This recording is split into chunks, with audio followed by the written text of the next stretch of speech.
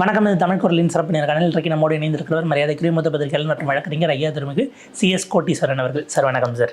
நேயர்களுக்கு அன்பு வணக்கம். விஜய் அவர்களோட கட்சியில் இருக்கக்கூடியவர்கள் நிறைய பேர் பார்த்தீங்கன்னா லவ் டுடே படம் பார்த்தவங்க, அதாவது விஜய் நடித்த லவ் டுடே, அப்புறம் இப்போ வந்த லவ் டுடே. இதுலேயே ரெண்டு இருக்குது, ரெண்டு ஏஜ் குரூப் இருக்குது. இந்த ரெண்டு ஏஜ் குரூப்புக்கு நடுவில் இவர் இன்னும் கொஞ்ச நேரம் விட்டுருந்தா தியாகராஜ பாகவதர் வந்து MR ராதாக்கு அப்போ அந்த எப்படி காந்தா படம் எடுத்தாங்கலாம் பேசியிருப்பார் போல். அதனால் வந்து நல்ல வேலை அதெல்லாம் போல. அதுக்குள்ளே டக்குன்னு அம்மையார் ஜெயலலிதா சாவுக்கு முன்னாடி ஃபாஸ்ட் ஃபார்வர்டாக வந்து பத்திரிகையாளர் சந்திப்பு வேகமாக முடிச்சிட்டாரு. வாழ்த்துக்கள் நமக்கு சொல்லியிருக்காரு. இவர் தான் போய் கட்சியில் சேர்ந்துருக்காரு. பரவாயில்ல, நமக்கு யார் வாழ்த்து சொன்னாலும் அது சந்தோஷம்தான். ஒரே ஒரு கோரிக்கை தான் தாவேக்காக்கு, இனிமேல்ட்டுனா இந்த பவுன்சர்லாம் போட்டு இந்த காதலெல்லாம் குத்து விடாமல் கொஞ்சம் கண்ணியமாக நடத்தணுன்றது. ஏன்னா இது இப்படியே தொடர்மையானால் இதுக்கு வந்து மிகப்பெரிய விலையை வந்து அந்த கட்சி கொடுக்க வேண்டியிருக்கும். என்னன்னா, ஒரு கட்சியாக நடந்துக்கல, எப்படி மக்களை நடத்தணும். பத்திரிகையாளர்கள் வந்து அவங்களும் ஓட்டு போடுறவங்க, அவங்களும் பிரஜை. அதை நினைவு கூறணும். ஒன்று, மற்ற கட்சிகள் இவ்வாறு பத்திரிகையாளர் நடத்துவதில்லை. அப்படி மீறி நீங்கள் இதே தொடர்கதையாக பண்ண போகிறீங்க அப்படின்னா கேமராமேன்லாம் உள்ளே விடலன்னு நினைக்கிறேன். இன்றைக்கி இந்த ப்ரெஸ் மீட்டுக்கு தான் அலோவ் பண்ணியிருக்காங்க. But fine. சரி, ஒரு லெவலுக்கு மேலே விஜய் வந்து போக போக போக இதுவுமே கிட்டத்தட்ட நீர்த்து போகும். கூட்டம் என்பது சேருவதோ இல்லை பத்திரிகையாளர்கிட்ட அந்த இது இருக்குது இல்லைங்களா, அடிக்கடி சந்திக்கிறாங்கன்னா அது நார்மல் ஆகிடும். எவ்வளோ சீக்கிரம் அது நார்மல் ஆகுதோ அவ்வளோ சீக்கிரம் அது அரசியலுக்கு நல்லது. இப்போ சீமான் ப்ரெஸ் மீட்டுங்கிறது ஒரு கிரேஸ்க்கு ஓட மாட்டாங்கன்னா அது டெய்லி அண்ணன் 3 கொடுப்பாப்புல. ஆமாம், டெய்லி அண்ணன் 3 கொடுப்பாரு, ஏதோ ஒரு கருத்து சொல்லுவார், அது ஒரு வைரல் ஆகும், ஒரு சில நேரத்தில் ஒன்றும் இல்லாமல் போகும். அது நார்மல் ஆகிப்போச்சு.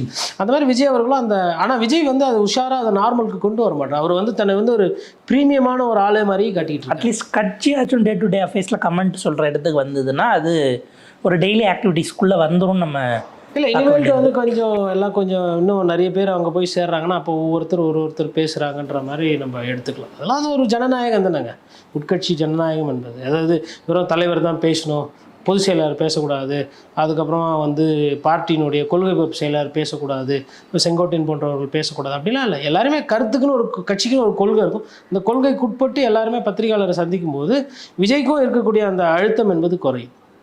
அண்ட் தி அதர் எக்ஸ்டென்ட், கொள்கையை தாண்டி மக்கள் பிரச்சனை நீங்கள் டே டு டே பேசினாலே உங்களால் கனெக்ட் ஆக முடியுங்கிற ஒரு சூழல் இருக்குது.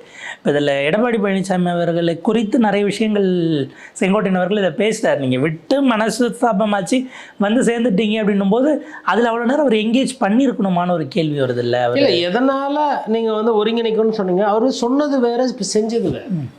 அவர் வந்து ஆக்சுவலாக இன்னும் கொஞ்சம் நான் அங்கே போயிருந்தால் நான் என்ன கேள்வி கேட்டேன்னா, ஓபிஎஸ் ஏன் இப்படி பண்ணிட்டு வந்தீங்கன்னு கேட்டிருப்பேன் கூட அடுத்த கேள்வி.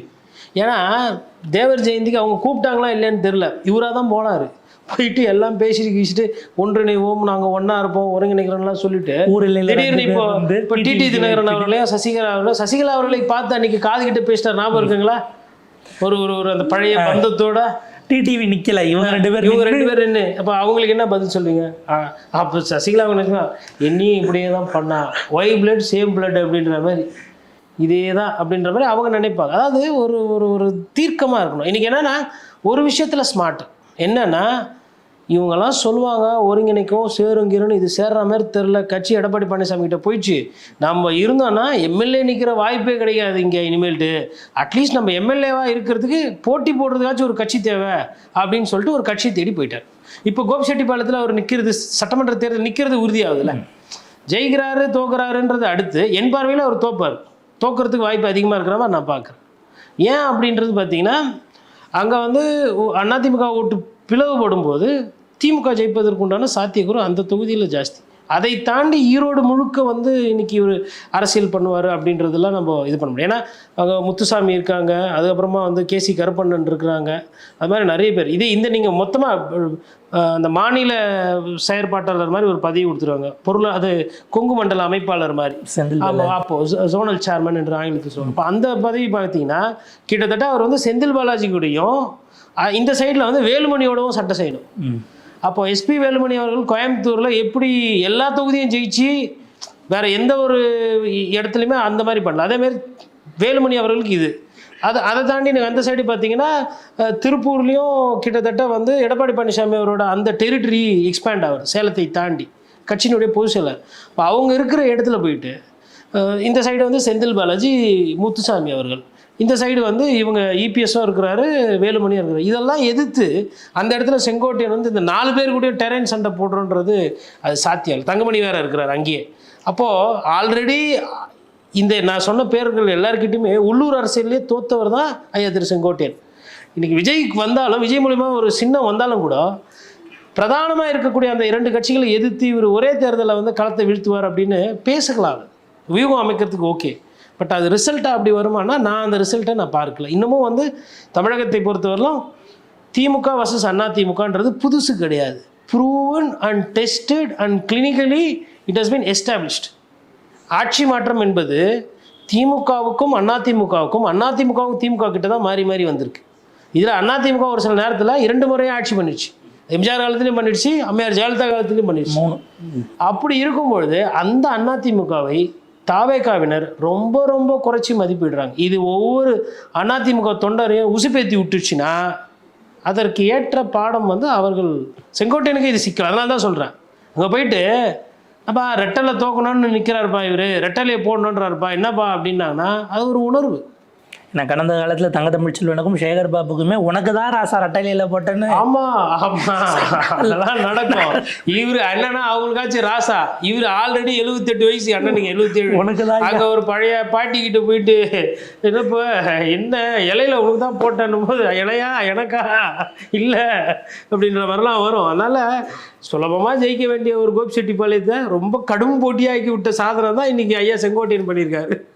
அதாவது செங்கோட்டையன் ரெட்டையில் நிற்கிறாரு திருப்பின்னா, பொதுவாக வந்து திமுகலே ஆனால் அந்த தொகுதி எதுக்கு, நம்ம வேறு எதனா தொகுதி நிற்போம், கஷ்டமாக இருக்கும், வேண்டாம் அப்படின்னு சொல்லிட்டு ஒதுங்குற ஒரு காலம்லாம் இருக்கும். இல்லை கூட்டணிக்கு தள்ளி விடுற ஒரு கணக்கு இருக்கும்.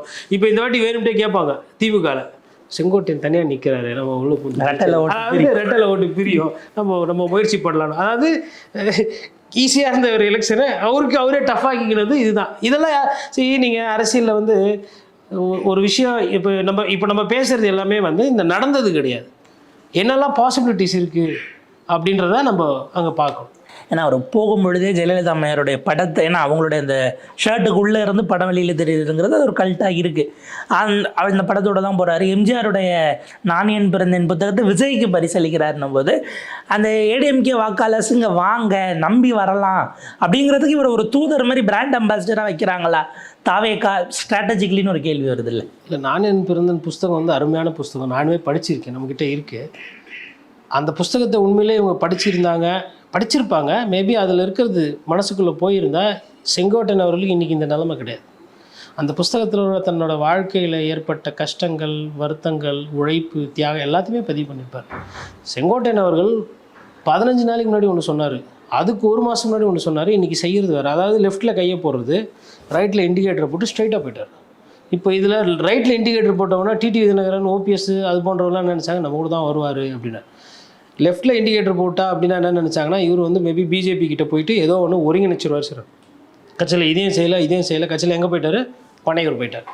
அப்படி இருக்கக்கூடிய செங்கோட்டையன் அவர்கள் அவரோட அந்த அணுகுமுறை இருக்குது பாருங்கள், அதில் வந்து நிறைய மாற்றங்கள் அவர் இன்னைக்கு கொண்டு வரனா. 77 வயசுக்கு மேலே இவர் என்ன பெரிய ஃபீல்டு லெவலில் மாற்றங்கள் கொண்டு வர போகிறார் எனக்கு தெரியலங்க. தர்ம யுத்தத்துக்கு பிறகு ஒரு 2-3 நாளாக இருந்த எல்லா பிரேக்கிங்கும் ஒரு வழியாக முடிஞ்சிருச்சு. தாவேகாவில் இணைந்திருக்கிறார் செங்கோட்டையன். பல பொறுப்புகள் கொடுக்கப்படுங்கிறாங்க. நீங்கள் நைட்டு அஃபிஷியலாக நாங்கள் சொல்லிடுவோம்லாம் பேசியிருக்கிறாங்க. அவர் ஒரு ப்ரெஸ் மீட்டும் கொடுத்துருக்கிறார். இல்லை தளபதிக்கு மூத்த படை தளபதி ஆயிட்டாரா, ஒரு ஐவர் அணி மாதிரி 5 பேர் வந்து செங்கோட்டையனை சென்டரில் வச்சு பேசவும் செஞ்சுருக்கிறாங்க. திமுக அதிமுக 2-1 தெரியாதவங்க வாயில் மண்ணுன்னு ஏறத்தாழ அந்த சீமான் லைனை வேற ஒரு லாங்குவேஜில் எடுத்த மாதிரி தெரியுது. எப்படி பார்க்குறீங்க சார்? எல்லாரும் சந்தோஷமாக இருக்க மாதிரி இருக்கே உங்கள் பார்வை? இன்றைக்கி பத்திரிகையாளர் சந்திப்பை கொஞ்சம் நல்லா கையாண்டார். அதில் வந்து மாற்றுக்கருத்தில் அவருக்கு அந்த எக்ஸ்பீரியன்ஸ் கம்ஸ் ஹேண்டி. கோவப்படலை, பத்திரிகையாளர் திருவி கேட்குறாங்க, அது கரெக்டாக ஒரு கண்ணியமான பதிலை அவருக்கு உண்டான அந்த சொல்லாடலில் நல்லபடியாக ஹேண்டில் பண்ணிட்டார். இதே வேறு யாருன்னா தாவேகா நிர்வாகிகள் இருந்தால் அந்த பத்திரிகையாளர் சந்திப்பில் சொதப்பியிருப்பாங்க. அதை வரைச்சுனாவே சொதப்பியிருப்பார். பேசிக்கிட்டே இருக்கும்போது போதும் முடிக்கலான்றாரு. அந்த மாதிரி இதெல்லாம் வந்து கேமராவில் ரெக்கார்ட் ஆகுது. இதெல்லாம் வந்து நல்லது கிடையாது.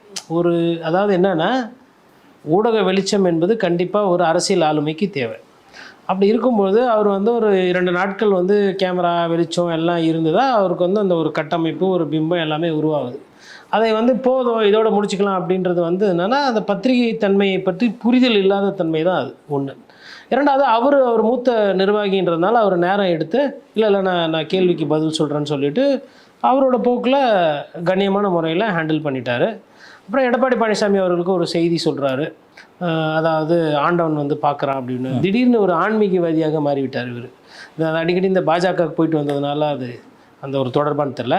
அப்புறம் டெல்லியை பற்றி ஏதோ கேட்கும்போது டெல்லியை கோடிட்டு காட்டுறதுன்னா அதை போட்டு காட்டுறதுன்னு சொல்லிட்டு அதோட வெளிப்படைத்தன்மை இந்த கட்சியில் இல்லைங்கிறீங்க. டெல்லியில் அவர் வெளிப்படையாக இல்லாமல் போயிட்டு வந்ததை ஏன் கேட்கலங்கிற மாதிரி அதான் வெளிப்படையாக இல்லை ஏன் கேட்கலன்னு சொல்லிட்டு எழுந்துக்கினார்.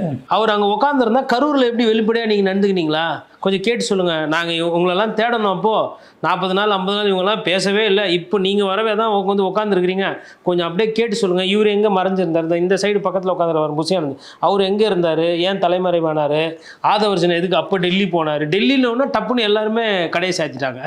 அதாவது தமிழ்நாடுன்றவரெலாம் ஓகே, டெல்லியில் யார் வாயில் வந்தாலும் உடனே கடையை சாத்திட்டு பூட்டு போட்டு போயிடுறது. அப்படியே கொஞ்சம் எக்ஸ்டெண்ட் ஆச்சுன்னா பனையூரில் இருக்க ராமரை நீங்கள் எங்கள் ஹரித்வார் வரைக்கும் தேடி போனீங்கன்னு கூட கேட்கலாம். அதாவது எதிர்பாராத ஒரு ஸ்கெட்ச் இது நடந்து முடிஞ்சிச்சு, நல்லதே நடக்கும் அப்படின்னு சொல்லிட்டு விஜய் சொல்கிறாரு. பட் விஜய் அவர்கள் அந்த நடந்துக்கிற அந்த விஷயம் கொஞ்சம் இன்னும் ஒரு சைல்டிஷாக அமெச்சூரிஷாக இருக்குது. அதாவது எப்படின்னா ஒரு கட்சியில் வந்து ஒரு மூத்த ஒரு 50 வருடம் அரசியல் அனுபவம் இருக்கிறவர் வந்து சேர்க்கிறாருன்னும் போது அவருக்கு ஒரு அறிமுகம் அதை பற்றின ஒரு விஷயங்களை அவரே எதிர்கொண்டிருக்கலாம். விஜயகாந்த் அவர்களை விட இவர் பெரிய நட்சத்திரம் அல்ல என்பது என்னோட புரிதல். அதாவது அரசியலில் படத்தில் வேணால் அவருக்கு வேணால் சொல்லலாம் கூட கொஞ்சம் கலெக்ஷன் வருது அப்படின்னா, அது காரணம் விஜயகாந்தோட படங்கள் ஃபஸ்ட் ஷோவில் வசூல் அதிகமாக பண்ணது கிடையாது. மக்களுக்கு பிடித்தது போல் அது படம் ஓடிச்சுன்னா ஓடட்டும், ஓடலைன்னா ஓட்டம், அந்த கவர்ச்சி என்பதெல்லாம் விஜயகாந்த் அவர்கள்கிட்ட அந்த காலகட்டத்தில் கிடையாது. விளம்பரம் பண்ணி அதை கொண்டு போய் அது கிடையாது. அதாவது அவர் வந்து ப்ரொடியூசருக்கு டைரக்டருக்கு சினிமா அந்த க்ரூக்கு உண்டான ஒரு ஹீரோவாக தான் இருந்தார். அதனால் பணம் பண்ணுன்றது என்றைக்குமே கேப்டன் அவர்களுக்கு ஒரு பிரதான.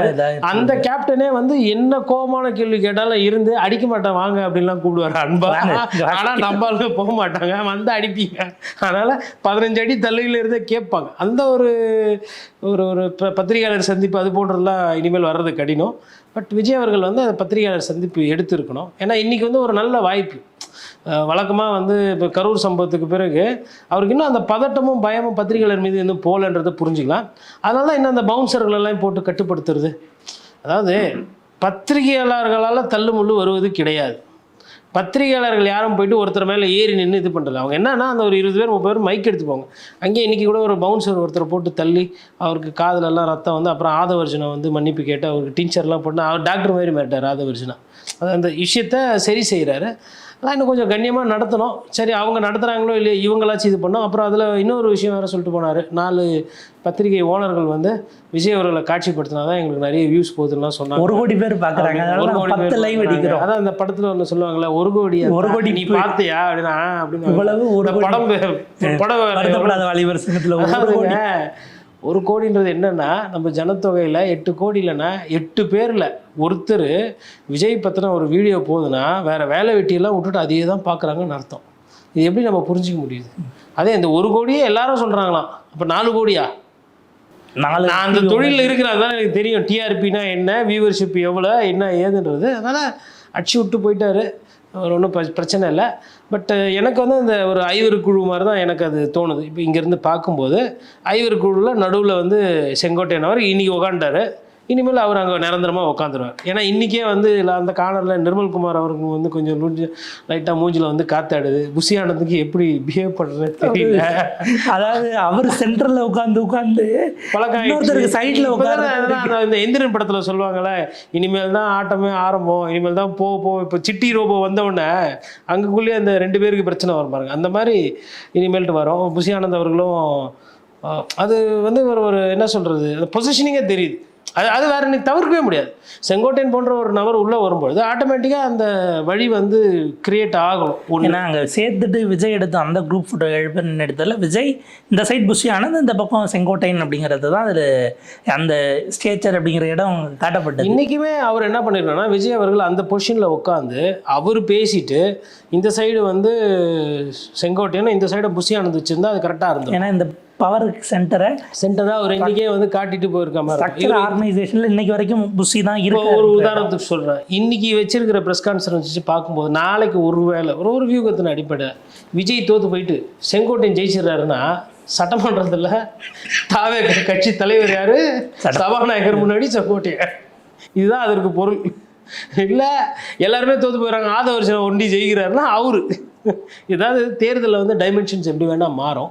மற்றபடி இந்த சைடில் பார்த்தீங்கன்னா ஆதவர்ஜனா வந்து அவர் வண்டி கொஞ்சம் அந்த இன்டர்வென்ஷன், அந்த ப்ரெஸ் மீட்டை ஹேண்டில் பண்ணுற மாதிரி ஒரு இதெல்லாம் பண்ணுறாரு. அருண்ராஜ் வந்து ஒரு டிப்ளமேட்டிக்காக டீசெண்டாக அவருக்கு உண்டான இடத்த வந்து அறிமுகப்படுத்தி விட்டு அவர் அமைதியாக ஒரு ரெண்டு முக்கியமான நபர்கள் காலம். ஒன்று ஜான் ஆரோக்கியசாமி, இன்னொன்று வந்து ராஜ்மோகன். அதாவது அவரோட முகங்கள் ஃப்ரேம்குள்ளே வரால. பட் ஆக்சுவலாக அவங்களோட பங்களிப்பு என்னன்றதையும் பார்க்கணும். ராஜ்மோகனை பொறுத்தவரையிலும் பிரச்சனை இல்லை, நல்லா பழகக்கூடிய பொருளாளருமே குரூப் ஃபோட்டோக்கு பிறகு ப்ரெஷருக்குள்ளெல்லாம் இங்கேயும் வந்துக்கல. அவரும் அப்படியே அவங்க தலைவரோடய அவர் தான் எங்கே ஐடி கார்டு கேட்பீங்க, அப்புறம் கேட்டில் விட மாட்டேறீங்க தலைமை கழகத்துக்குள்ளேயுமா. ஆமாம், அது அங்கே தானே ஆச்சு. என்ன ஒரு 10 கோடி பேராக வந்தாங்க? இல்லை அது எதுனா ஒரு புனித ஸ்தலமா? அப்படியே கோடிக்கணக்கில் ஜனங்க வந்தாங்கன்ற அதெல்லாம் அது ஒரு கால கொடுமை என்று சொல்வார்கள். அந்த மாதிரி ஒரு விஷயந்தான் அது. மற்றபடி செங்கோட்டையன் அவர்கள் அடுத்த நுகர்வுகள் எப்படின்றது பார்க்கணும். அவ்வளோ நேரத்துக்கு முடிஞ்சதுக்கும் மிக்க நன்றி சார். நன்றி.